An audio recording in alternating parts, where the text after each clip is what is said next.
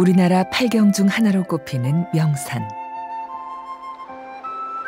충북 보은과 경북 상주에 걸쳐 있는 속리산은 사시사철 변하는 아름다움을 우리에게 선사한다.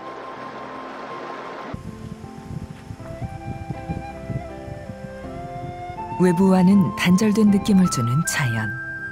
임금님도 쉬어갔다던 말티제이의 구불구불한 길을 지나오면 법의 세계에 다다른다.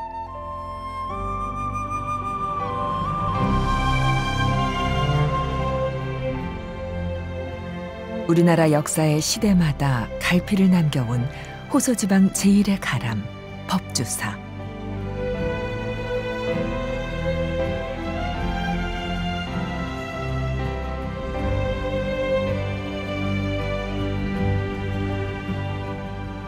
천년의 세월 속에도 그 아름다움과 격조를 바라고 있는 곳. 속세를 떠나 법이 머무는 법주사로 지금 천년의 여행을 떠나본다.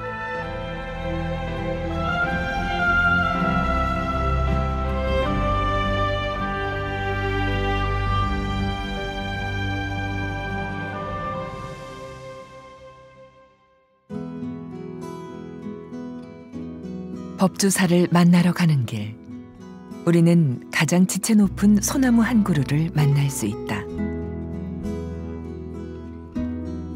천연기념물 제103호 속리 정의품송이다.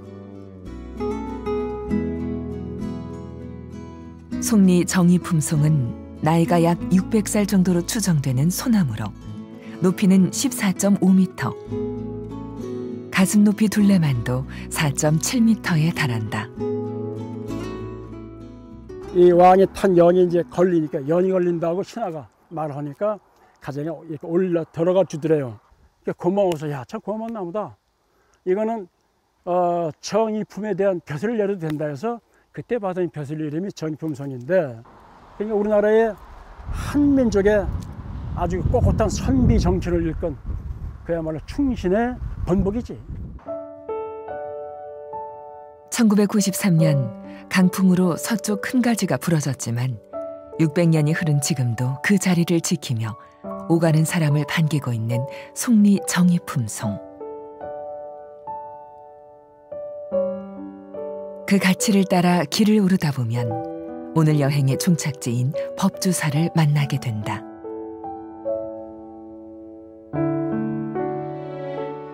(6세기) 신라 진흥왕 때 창건되었다고 전해지는 법주사는 전성기 때 속리산 안에서 60여 동의 건물과 70여 채의 암자를 거느렸을 만큼 대찰이었다고 전해지는데, 안타깝게도 임진왜란 때 대부분 건물이 소실되었으며 이후 인조 2년인 1624년 벽암 스님에 의해 중창되었다.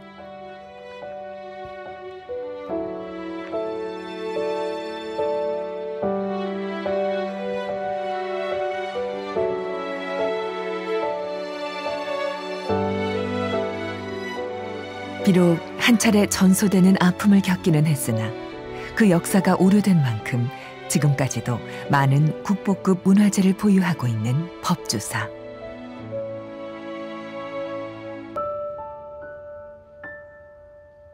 문화재의 보고라 불리는 이곳에서 우리는 국내에 단 하나밖에 없는 5층 목탑을 만날 수 있다. 국보 제55호인 팔상전이다.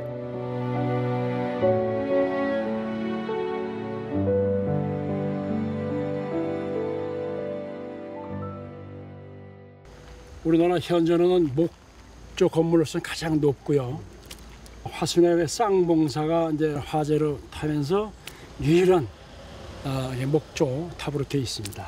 1598년도에 임진왜란이 끝나고 이 절이 그 많은 정각에 한 채도 없이 다 탔어요. 그래서 이제 아무것도 없는 상태에서 1605년에 사명대사께서 지혜오셔서 진디지 속에 거의 한 20년을 거쳐서 복원한 공사가 바로 팔상전. 그리고 하늘에서 보면 만자의 가장 중심이 팔상전이에요. 화재로 인해 세월의 뒤안길로 사라졌지만 복원을 통해 역사 앞에 그 모습을 다시 드러낸 팔상전.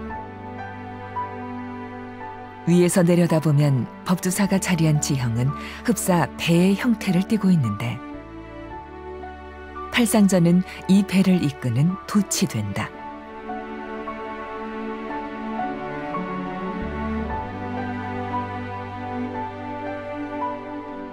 배가 바람을 받아 부처님 세계에서 중생 세계로 나아가도록 돕는 역할을 하는 것이다.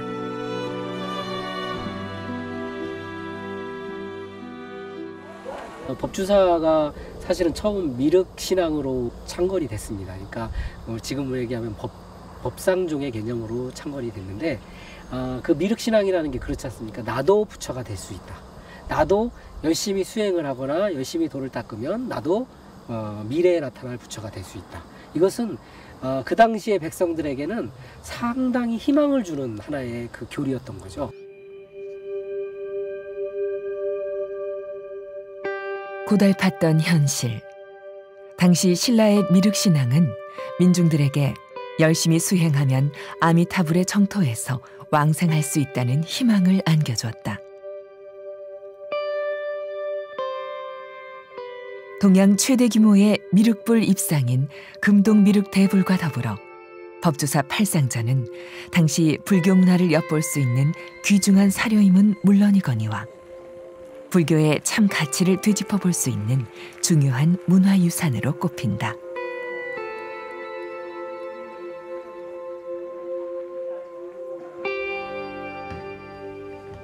석탑과 달리 사람이 안에 들어갈 수 있을 정도로 규모가 큰 목탑은 건축물에 가까운 모습.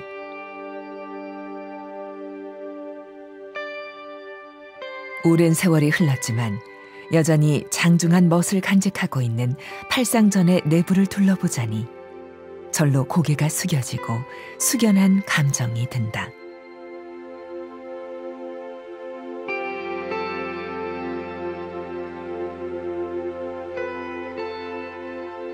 이 탑의 이름이 팔상전인 이유는 안을 들여다봐야만 알 수 있다.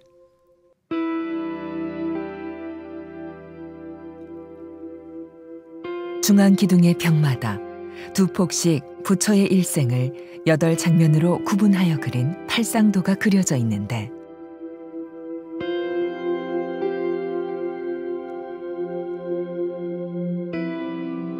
이는 글을 쓰고 읽는 능력이 보편화되지 않았던 오랜 옛날에 문맹들도 쉽게 불교의 가르침을 알 수 있도록 전했던 방식이라 한다.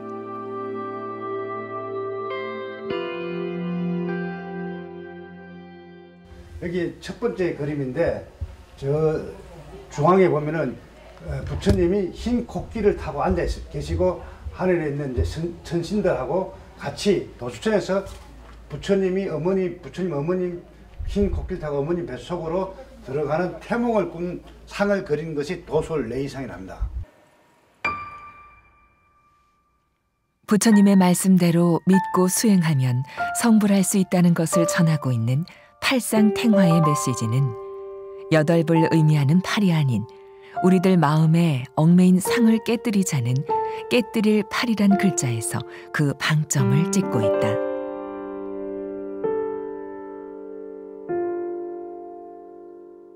산자락에 둘러싸인 평평한 분지에 자리한 법주사. 그런데 당시의 사람들은 왜 사찰의 중심에 팔상전을 세웠을까?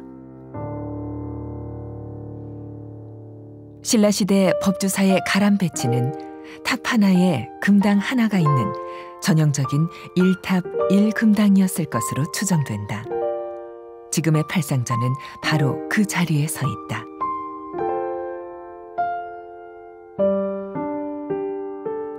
학자들 사이에서는 팔상전을 두고 전각이라는 의견과 탑이라는 주장도 분분했는데 대부분의 학자들은 팔상전을 특별한 모양의 전각으로 평했다. 이러한 평가가 뒤집힌 것은 1968년의 일. 1968년도에 해체에서 복원하는 과정에 심초석, 거대한 기둥의 뿌리 부분을 심초석이라고 해요. 거기에 사리 장구가 발견돼요. 팔상전의 해체 및 복원 작업 중에 발견된 사리 장엄구.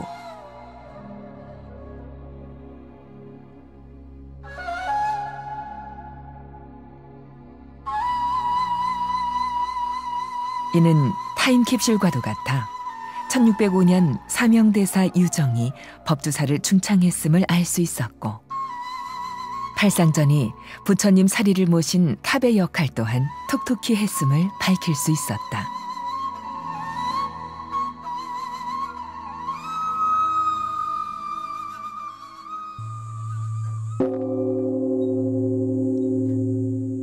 모든 번뇌와 업장이 소멸된 열반의 의미를 하나로 모아 불멸의 부처가 영원히 머물고 있는 곳, 탑.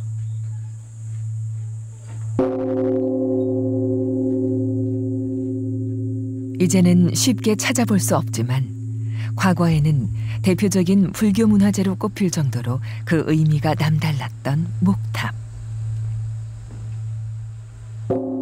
속리산 산속에 자리한 법주사에 거대한 목탑이 남아있는 것 또한 큰 의미가 있을 터. 법주사가 자리한 보은군의 지리적 위치의 중요함은 사적 제235호인 3년 산성으로 드러난다.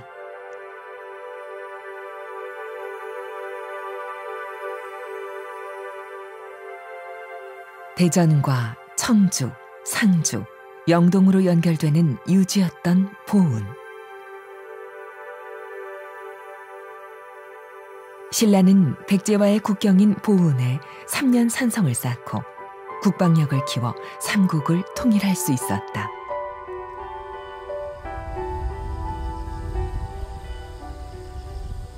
보은의 어떤 마을의 형성의 배경에는 분명히 이 3년 산성을 축조를 하면서 지금으로 얘기하면 일자리를 만드는 거죠.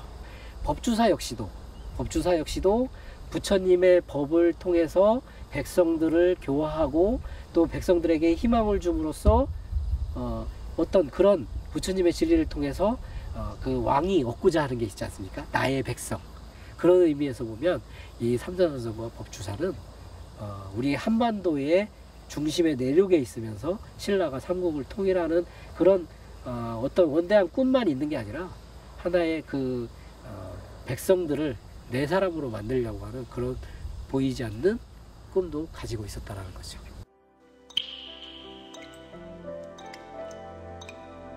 운명을 걸고 쟁패를 다투던 시기,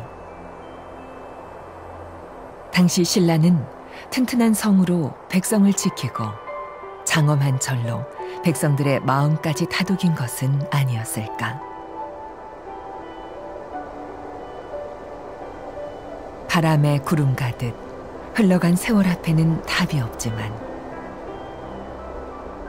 지금도 그 자리를 굳건히 지키며 평온한 안식처가 되어주는 것만은 분명하다.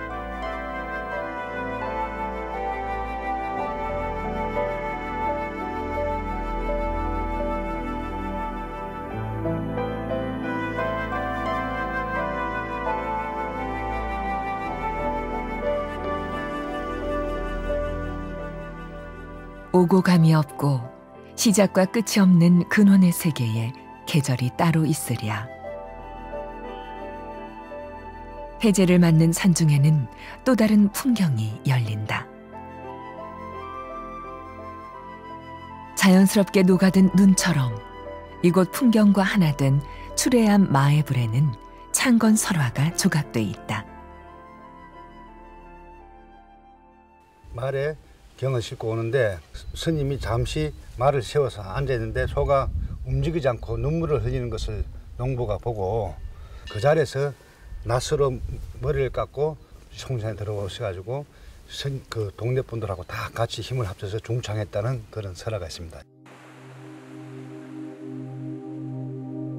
활짝 피어있는 연화좌에 걸터 앉아 두 발을 내리고 있는 마의 열의 의상. 고려 말의 문신이었던 박 교수는 법두사를 보고 이러한 시를 지었다.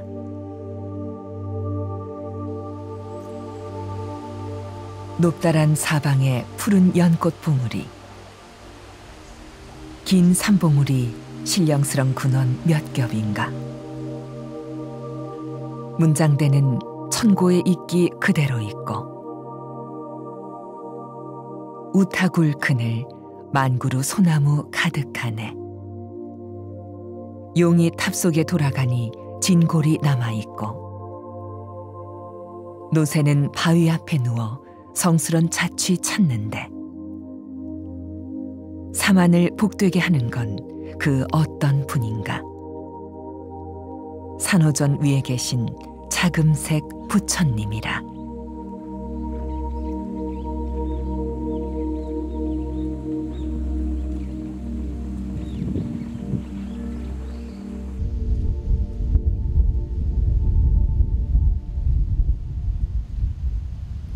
법두사의 가람 구조를 짐작할 수 있는 박 교수의 시뿐만 아니라 이곳 대웅부전을 살펴보면 역시 그때의 흔적과 당시의 위상을 미루어 짐작할 수 있다.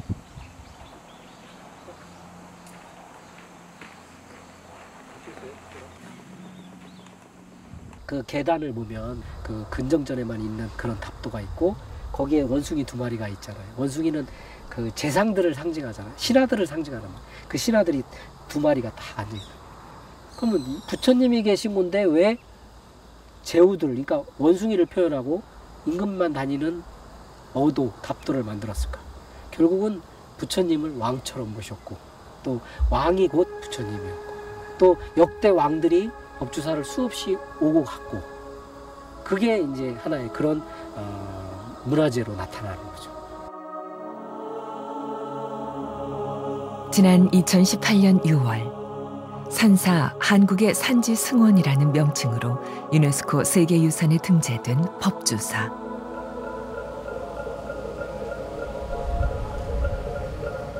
법주사에서 울려나오는 목탁 소리와 독경 소리는 주변 산사에 부딪혀 가벼운 메아리로 퍼지고 그의 바람 소리마저 더해지면 세상의 근심이 잠시 사라진다.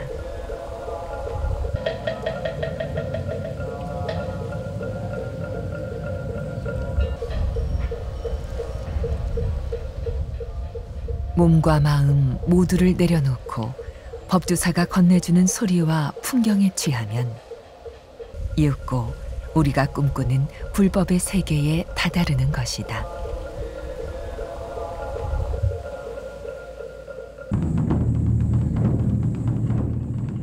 인도에서 비롯된 불교의 원형을 유지하면서도 중국적인 요소를 계승하며 한국 불교만이 가지는 독특한 다양성을 종합적으로 풀어내는 법주사.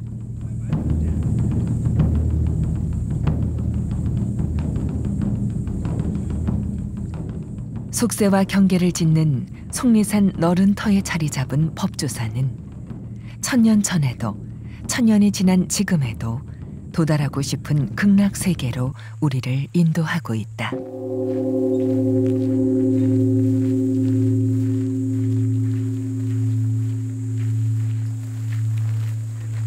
천년고찰은 많습니다만 부처님의 도량을 딱 들어서게 되면 마음이 첫째 마음가짐이 틀려지지 이렇게. 그리고 내가 비록 불교를 믿든 안 믿든 종칠 때 땡 치면서 그래도 그 부처님의 그 은덕을 알고 자비를 알고 마음이 깨우치잖아요. 속세를 떠나서 잠시 오래 속인들은 오래 못 있지만 잠시 왔다 가는 절에도 그 순간이라도 마음이 좀 깨끗해지고 좀 정서적으로 이렇게 닦아지지 않나 그런 뜻이에요. 세속을 떠난다는 뜻을 담고 있는 속리산. 그리고 생명과 법을 잉태하는 길이 끝나고 시작하는 중심에 자리 잡고 있는 법주사. 세속의 묵은 때를 씻어내기 위해 찾은 길손을 법주사는 묵묵히 보듬고 다시 세상으로 나아가도록 돕는다. 그것이 지난 세월 동안 불법을 전해온 법주사의 역할이고 차 안과 피 안에서 열반의 세계로 가는 수행이기 때문일 것이다. 속세를 떠나온 1000년의 여행. 법조사는 오늘을 사는 우리에게 위안과 평안을 통해 다시 내일로 나아갈 수 있다는 희망의 메시지를 전하고 있다.